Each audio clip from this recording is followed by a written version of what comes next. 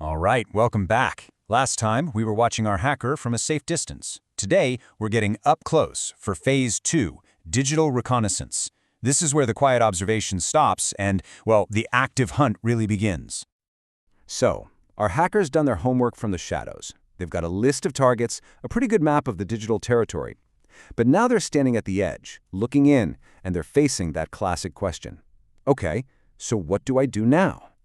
You see, this next phase is all about shifting gears, moving from that passive 10,000-foot view to some really active but careful probing. It's time to put down the map and actually start walking the digital streets to see which houses have their lights on. And that process, well, that's called scanning. To put it simply, it's pretty much the digital version of walking through that neighborhood and, systematically knocking on every single door to see who's home and maybe even what they're up to. But here's the thing, you can't just start banging on digital doors. First, you've got to speak the language of the network. And in this world, just about every stable conversation starts with a kind of formal greeting, the TCP three-way handshake. It all kicks off when your computer sends out a tiny packet with something called the SYN flag set. SYN is just short for synchronize.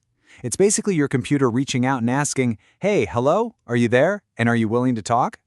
Now, if the target system is actually online and that specific door is open, it'll reply with its own packet, a SYN/AK packet.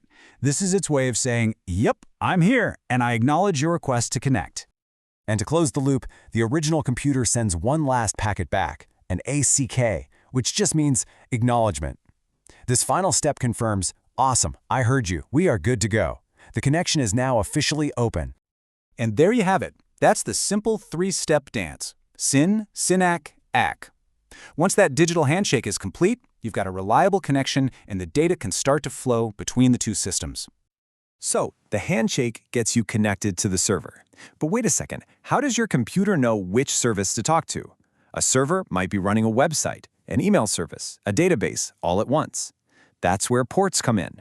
Just think of them as numbered doors on that server building, and each door leads to a different application inside. Now, don't worry, you don't need to memorize all 65,535 possible ports, but knowing a few of the really common ones, that's absolutely crucial. If you see port 80 or 443 open, you can bet you're looking at a web server. See port 22 open? That's a huge sign that it's a server you can log into remotely. These open ports are like giant clues about what a system is built to do.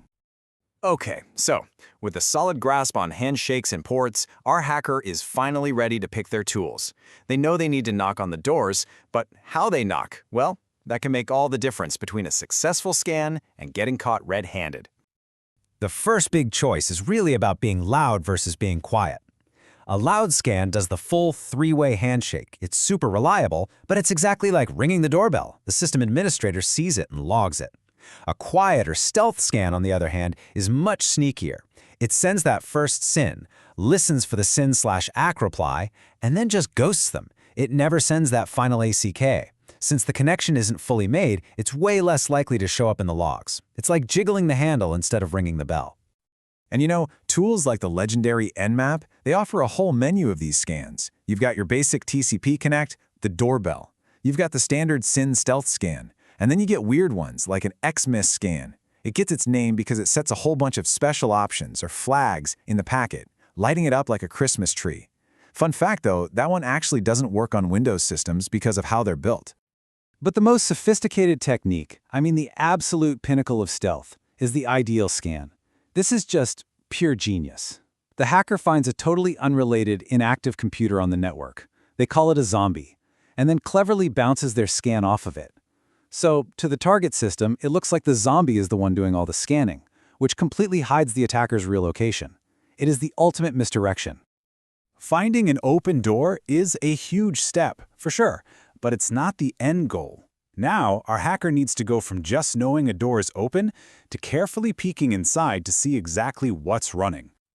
And this next step, that's what we call enumeration. It's a more active and sometimes a little more intrusive process. You're actually connecting to those open ports to get a detailed list of what's inside.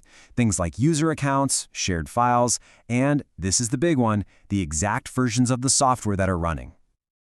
You know, one of the simplest but most powerful enumeration techniques is called banner grabbing. It's incredible. Sometimes, just by connecting to an open port with a simple tool, the server will just flat out announce exactly what it is. It sends back a banner, just like the one you see here. And this single line of text, it's an absolute goldmine for an attacker. Microsoft IIS version 5.0, that was released way back in the year 2000. A hacker who sees this doesn't need to invent some crazy new attack. They can just look up a huge, well-known list of decades-old vulnerabilities for that exact piece of software and start trying them out. Now, all of this active scanning and enumerating, it creates digital noise. Every single packet that gets sent is a potential footprint. So to avoid tripping alarms and getting caught by security systems, a skilled hacker has to basically become a digital ghost. To do this, they have a whole invisibility toolkit. They can use decoys, mixing their real scan in with dozens of fake ones to totally confuse defenders. They can use something called packet fragmentation, which chops their scan into tiny little pieces that might slip past security systems unnoticed. And of course, they can use proxies or the Tor network, bouncing their traffic all around the globe to make it almost impossible to trace back to them. But, and this is super important, even with all these powerful tools, ethical hacking has clear, bright red lines. There are some digital neighborhoods you just don't go into. Probing networks that belong to the military or critical government infrastructure, that's a fast track to some very serious trouble. Some doors should never, ever be knocked on. So here's the crucial thing to take away from all this. These scanning techniques, they aren't just for targeted attacks. This stuff is happening constantly, all over the internet, run by automated bots and scripts. They're knocking on your home network, your company's network, probably right now. And that makes knowing your own digital footprint more important than ever. The question isn't if someone is knocking on your digital doors, it's whether you know who's listening.